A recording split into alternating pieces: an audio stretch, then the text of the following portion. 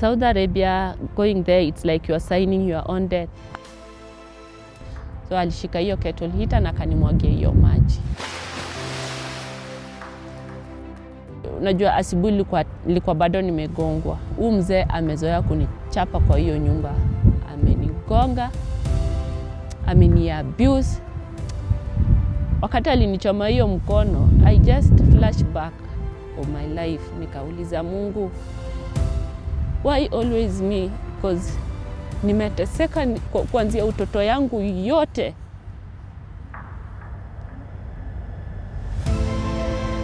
Nimetafuta usaidizi yote, mahali popote nimeshindikana. Hiyo embassy nimepiga simu. Juma ameniongelesha madharau. Akaniambia Fei, baba anataka useme umejichoma. There is no need that mtu ametoka hapa anaenda kuleta msichana mmoja kutoka Saudi. There is no need. There is so many girls out there. So many girls in deportation area. Wameachwa deportation center. Wameachwa huko. Wako Sakani. So 1,000 of them. Mine was just a tip of the iceberg. Watu wanateseka huko. People are suffering there. My friends are suffering there.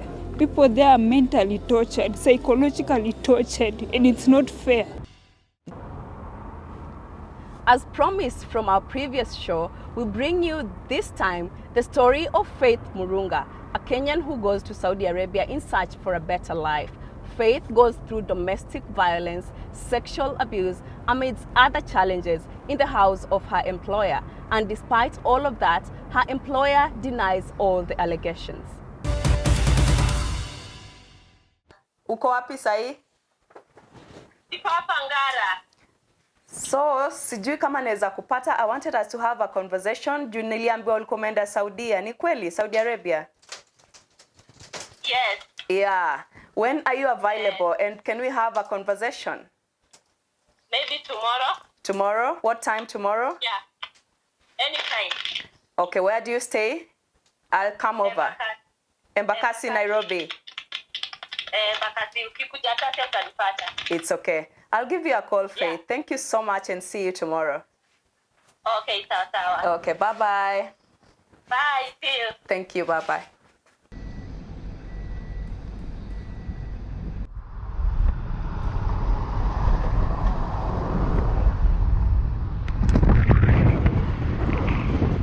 You made it to Globe Traction, Faith. Tell us your name and what you do. I'm Faith Murunga from Kakamega. Right now I'm living here, Nairobi at Embakasi. And I'm the firstborn in our family of 2.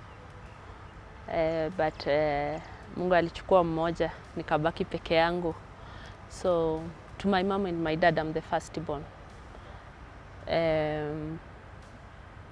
I'm a mother of 6, 2 boys and 4 girls. Yeah, at the age of 31. At the same time, I'm a victim of human trafficking from Saudi Arabia. I can count myself lucky because nimerudi nikiwa hai, because there's so many girls wale wamekuja hawaja survive. Yeah, so I'm the luckiest girl to come back alive. Yeah. Umesikia drama mingi sana kuhusu Saudi Arabia. What made you pack your bags and leave Kenya for Saudi Arabia despite the very many red flags that you hear about Saudi Arabia? What made me go to Saudi Arabia? Life. The situation here in Kenya haikualau ukae hapa ukiona watoto wako wakisafa. And most of us young mothers, we are risk takers. So mimi niliamua kuteka risk, niende nisaidia watoto wangu, cause singeweza kustahimili nikiona watoto wangu wakihangaika. Na I've been married 4 times. So you can ask 6 kids how. So nimeolewa mara 4. Ndoa ya kwanza nikatoka na mtoto mmoja. Ndoa ya pili nikatoka na watoto wawili. Ndoa ya tatu nimetoka na mtoto mmoja. Ndoa ya 4 nimetoka na watoto watatu but mmoja akakufa. So in total number of my kids there are 7, 1 dead. The situation of life here in Kenya haikuniallow nikae, and the level of my education haiko. Ukienda kuuliza hapa kazi, mtu anakuuliza umesoma paka wapi? Unasema standard 8. Anakuambia we don't employ such people here. So hiyo ndio ilinisukuma nikaenda Saudi. And then I was married by that time, but right now I'm single. I'm single mom. The guy was not a violent man, so anakuja nyumbani, analea, anasahau majukumu yake. So as a lady nikasema wacha nijitume. Agents, they are very very sweet because wanakupromise hadi kama hauna fare kupeleka watoto nyumbani kama uko na hapa Nairobi, they provide. Hata kama hauna food, they provide, they give you that money. So for me I can say walinipea fare ya kupeleka watoto home. So kupeleka home, and I had some little things because ni watoto wadogo, so hata ile pesa wakinipea ni kidogo, bado na lazima niachie mama pesa ya maana. So I had to sell some things in house so that hiyo pesa at least hata tukipelekea mama ikue pesa ya maana. So hata tukienda tunaambiwa na mwenye anatupeleka airport because ni broker wetu anatupeleka. That guy, that day I remember we went 15 girls. Yeah. So anatuambia salary itakuwa 30,000, 30, saa ingine ikipanda ni 34, 35, 30 hapo, lakini ishukangi ifike chini ya 30. So we have that high hopes that tunaenda kufanya kazi na tunaenda kulipwa pesa mzuri kuliko hapa Kenya. Kufika airport tukapatiwa contract zetu. So hapo ndio wengine walikuja wakaona, wengine wanalipwa 850 SR, kuna wale wanalipwa 900. I was lucky nilipata 900 SR. Na pia tena ina depend with your broker. Akikubagainia pale kwa ofisi utapata 900 or 1000. Tukaenda, tukafika kwanza Sharjah, tukashuka, tukawekwa kwa ndege nyingine mpaka Saudi. So kufika Saudi tukapokelewa. Kupokelewa, kuna wale wenye walikuwa wanaenda karibu wanachukuliwa na bosses wao, but wale wenye wanaenda mbali ama bosses wao wameenda vacation wanaenda kwa ofisi. Kuna agency nyingine huko sasa Kenya, kuna agency ya Kenya na kuna agency ya Saudi. Ameniambia naenda kufanya kazi Dammam. So Dammam hata tushapita, tuko Riyadh tumepita, niko kwa mpaka ya Saudi na Iraq, mahali panaitwa Arar. Wakanipea food, mimi nikakula, but I thought maybe just because nimepata kama washakula ni leo tu. So mimi nikakula, wakanionyesha mahali pangu pa kulala, wakanipatia kama mattress kangu, tule tu mattress tunatoshananga hivi. Anyway, tunasemanga tumeenda kufanya kazi, hatujaenda kulala. Yeah. So nikalala, kesho yake asubuhi nikaamshwa mapema. So natoa vitu juu nikipeleka chini narudisha juu. Hiyo kazi yote the whole day hivyo umeshinda, alafu uchukue hose pipe uoshe tena uanze kupanga nini and there is no food. So I don't know how these Arab think about Africa, but wakona kanini kengine ndani yao. They don't believe like African hatusikiangi njaa. We are strong. Wanaonanga ngozi yetu inakaa very strong. So hatufai hata kuchoka. So wakati unapo complain na tumechoka, mtu anakuangalia hivi anakuambia hapana, enda ufanye kazi. Yani aamini kama unaweza choka. Ilifika time I started complaining to my broker. Nikamwambia Mama Njoki, alikuwa anaitwa Mama Njoki. Nikamwambia Mama Njoki, kindly fanya tu hivi. Wewe ongea na ofisi iongee na huyu mtu nibadilishiwe nyumba, because in contract imesema you can be changed the house 3 times. So the 4th one unarudi wapi? Nyumbani wewe ndio umeshindwa kufanya kazi. But in my case sikuwa ibadilishwa nyumba, nilibaki kwa ile nyumba na ile mateso. Maisha ya Saudi ikakuwa ngumu on my side kabisa, but nilivumilia. Even my office Al Sayar Najua lilijaribu sana wanitoe kwa hiyo nyumba, nikajaribu sana kuvumilia kwa hiyo nyumba, lakini hawakuwahi nisikia. Of which wangenisikia, saa hii hata singewahi rudi Kenya, ningeendelea kufanya kazi yangu na ningekuwa na washukuru. Just because walini-ignore. That's why I am here, na roho yangu ikuwa na huzuni sana. Wangenisikia tu, wanisaidie. I wanted you to confirm the allegations because she said she tried contacting your office so that you guys can rescue her from what she was going through, but you did not take any action. We have contact with the office in Saudi Arabia, and she was lying to all the stories she was talking.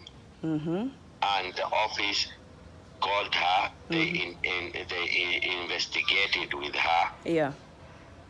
And when they found there was no reason of her now going back to the same sponsor, because the sponsor says she's lying, and they confirmed she's lying, and they bought her ticket to go back to Kenya. Hiyo moment ndio life ilianza kuwa ngumu kwa hiyo nyumba. Napigwa, sometimes nafungiwa huko rooftop, nalala huko. Hata naweza call huyo mwezi kwa ofisi, nimwambie unajua nimepigwa, nimefanywa. Ananiambia msichana, unajua saa hii ni saa ngapi? Unanipigia saa hii saa ngapi? Acha tutaangalia kesho. There is a time I called that mwezi, akaniambia ni Ramadhani. It was Ramadhani time period huko. So akaniambia unajua saa hii ni Ramadhani, wewe ngojea asubuhi, sijui nini, saa hii watu wamelala nini unanisumbua. So I never bothered again to call this guy, but I think my husband alikuwa kwa ground kuwasumbua akiwaambia wabadilishe bibi yake nyumba, because most of the time ningelilia my husband by that time. The following day nikavumilia, nikaenda nikapika. The following day now, that was on 23rd, ilikuwa inafaa turudi Hosi. Kurudi Hosi 22nd kurudi Hosi, nikatolewa damu kwa mkono na nikatolewa kamkojo. So nikipeleka hivi kwa daktari, nikarudi hapa kwa waiting room. Nimekaa hapa na mama. So mama akaingia kwa daktari, kutoka baba akakuja, wakaniambia twende nyumbani. Nikamuuliza kwani result zimetoka? Akaniambia hapana, daktari amesema uko sawa, wewe twende nyumbani. So unajua sasa ukiwa huko you can't argue. So mimi nikasimama, nikaingia kwa gari, tukaenda home. Tukienda home tena wakanunulia a batch of ya Panadol. Sasa tukaenda nazo home. Nikasema acha nimeze, niende nijiwekelee kidogo ndio niendelee na kazi yangu. So kufika kwa nyumba nikajiwekelea dakika 2. Baba akakuja tena akanifungua blanketi, akaniambia hiyo siku tulikuwa na order 3 ama 4. So nikipika akaniambia niende nipike juu hiyo chakula inafaa iende by saa fulani, na isipoenda nitaikula yote. So nikajikaza, nikaenda jikoni, mimi nikaanza kupika. So I don't know kama mama alikuja jikoni juu kuna time lilichoka, nikaekelea mkono hivi kwa sink. So sijui kama mama alikuja jikoni akapata hiyo time ndio sikuwa nashughulika jikoni, juu hapendi kuona kama umesimama idle. So sijui ni kama ni hiyo time ndio alikuja jikoni, akaenda akaambia baba akakuja jikoni. Mimi ile kitu nilisikia tu nyuma yangu ni baba akisema ni ulikuja kufanya kazi na huku kuja kuwa mgonjwa huku, na kama ulikuwa unajua unakuja kuwa mgonjwa ungetoka kwenyu Kenya hakuna, Saudi hakuna watu wagonjwa. You are strong. So daktari amesema wewe uko sawa. So pika hiyo chakula umalize, pika chakula inataka kwenda. So mimi nikipenduka hivi nimwangalie juu alikuwa nyuma yangu. Nikipenduka hivi nimwangalie, kulikuwa na maji ya kupika spaghetti nilikuwa nimechemsha maji ya spaghetti pale kando. So alishika hiyo kettle heater na kanimwagia hiyo maji. So at that moment, unajua asubuhi nilikuwa bado nimegongwa. So that moment hakuna kitu yote nilisikia kwa mwili yangu. Juu mzee amezoea kunichapa kwa hiyo nyumba. Amenigonga, ameniabuse, amenifanyia all sort of things. And nimetafuta usaidizi yote, mahali popote nimeshindikana. Hiyo embassy nimepiga simu. Juma ameniongelesha madharau. Juma ameniongelesha madharau. Hapa Kenya agent yangu imeniachilia hivyo, haitaki kunisaidia. So bwanangu ametembea Nairobi, amechoka hata yeye. Amezunguka foreign affair, amechoka.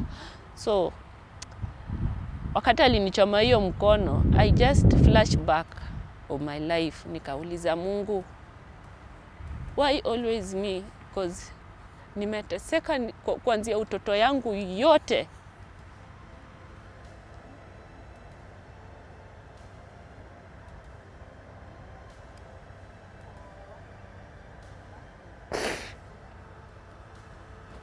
Nimeteseka kuanzia utoto yangu yote. Nimevumilia sana kwa hii nyumba. Mwaka mzima na miezi 6. Chochote chenye mzee anasema namfanyia. Chochote chenye nataka mimi hufanya. But kwa nini alipishe mazuri yangu kwa ubaya? Nikauliza Mungu, mbona nataka nikufie Saudi? I'm a mother of 6. Mbona nataka tu nirudi nyumbani, watoto wangu wazunguke sanduku yangu wakilia? I asked my God so many questions that day, of which hakunijibu saa hiyo. So, mimi nikirudi, mama amesimama pale juu ya stairs akaniambia, ati Fei, yala enda uchukue nini, enda uchukue mtoto. Nikarudi na mtoto kwa nyumba. So kupatia na mtoto, mama akaniambia simama. Mama akaniambia simama, nikasimama.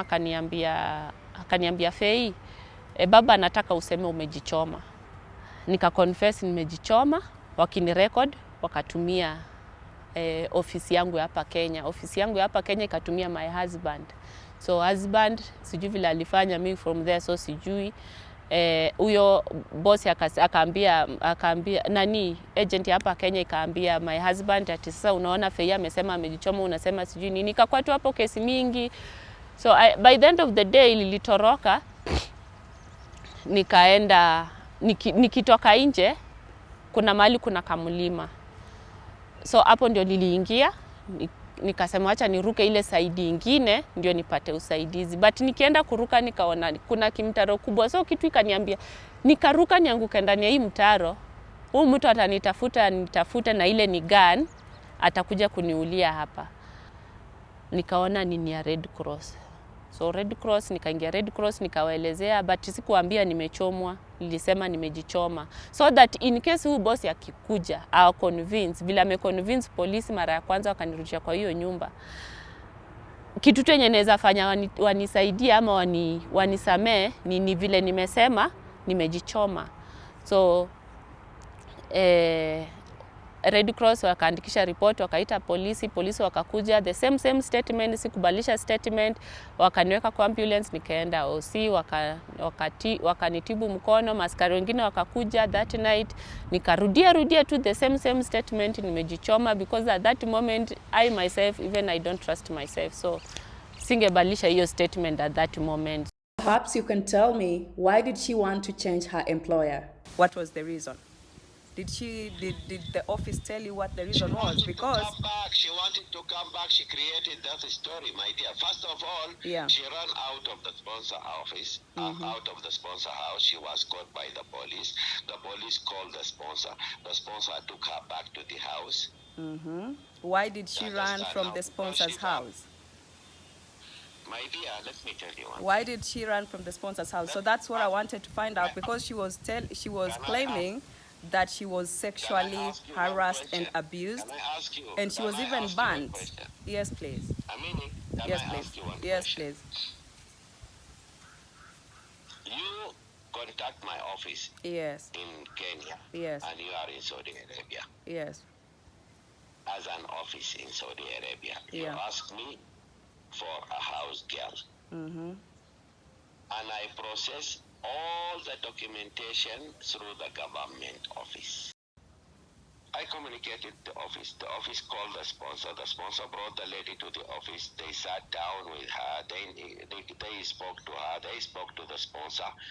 And when they found the lady, she said, I'm not working with them again. I want to go back to Kenya. They bought her ticket to come back to Kenya. How did you return back to Kenya and what happened? Ile kitu tu nilifungua macho nikaona ni huyo mzee amesimama pale ananiambia tuende nyumbani. So nikamwambia mimi siendi. Tukianza hivyo kuargue, polisi akakuja, daktari akakuja, nasi pia akakuja. So hapo ndio nilisema acha niseme kweli ile kitu imetendeka. So nikaji-explain kwa hao maofisa vile kuko vile nimeishi na huyo mtu kuanzia day one. Hapo ndio polisi aliamua acha wanipeleke wapi kwa ofisi, kwenda kwa ofisi. Boss alikuwa anasema nilipe 118k of which hakuna, my husband hana anything. So through help of a well-wisher, I managed to come back home. I want to attempt one more time to call Faith Murunga's boss, the employer based in Saudi Arabia, so that I can hear their explanation on, the allegations of scalding, allegations of, sexual abuse and harassment. I wrote to them, several messages, WhatsApp messages, and I saw them blue ticked, if you know what I mean. So it meant that the messages were delivered and they were read. So let me attempt to call them. I see.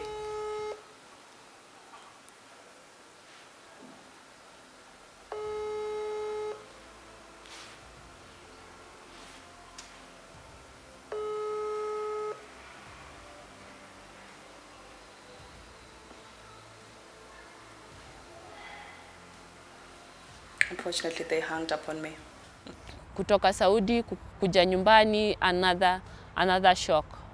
Because sikuwa natarajia ile pesa yote yenye alikuwa anatumia my husband amefanyia kitu yenye alikuwa amefanyia. So nikapata there is nothing in the house. Watoto aliacha nyumbani wameteseka, hakuna sufuria amenunua, hakuna kitu yote amefanya na pesa yangu.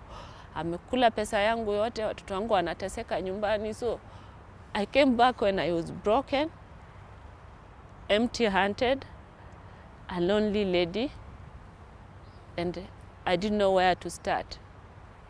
In that moment, I told my husband, you don't know what I've been going through in Saudi Arabia. So trust me, nikisema nikae nawe kwa hii nyumba, I'm going to kill you with my bare hand. So the only thing to do is let us separate. So we separated with my husband. What lessons have you learned? And what advice would you give to those people who every day they pack their bags and travel to Saudi Arabia, hoping they want to change their lives? Saudi Arabia, going there, it's like you're signing your own death. Ni kama una sign your own death, because it's a death trap. Because you can imagine unaenda Saudi, uko mzima, healthy, but you are coming back looking like a skeleton. Me, all I can say is, kama umechukua mtoto wenyewe umepeleka Saudi Arabia, tafadhali chukua hiyo jukumu ya kufuatilia huyu msichana, alienda wapi, anaendelea haje, kazi yake ikoje, ana shida fulani, unafanya nini kusuluhisha huyu maisha ya huyu msichana. There is no need that mtu ametoka hapa anaenda kuleta msichana mmoja kutoka Saudi. There is no need. There is so many girls out there. So many girls in deportation area. Wameachwa deportation center, wameachwa huko, wako sakani. So 1,000 of them. So there is no need ya minister anatoka hapa, anaenda kuchukua ule msichana mmoja, ati anakuja hapa. There's nothing you have done. Mtu amekufa. As the government of Kenya, what are we doing to help this family kuleta mwili ya hawa watu hapa Kenya?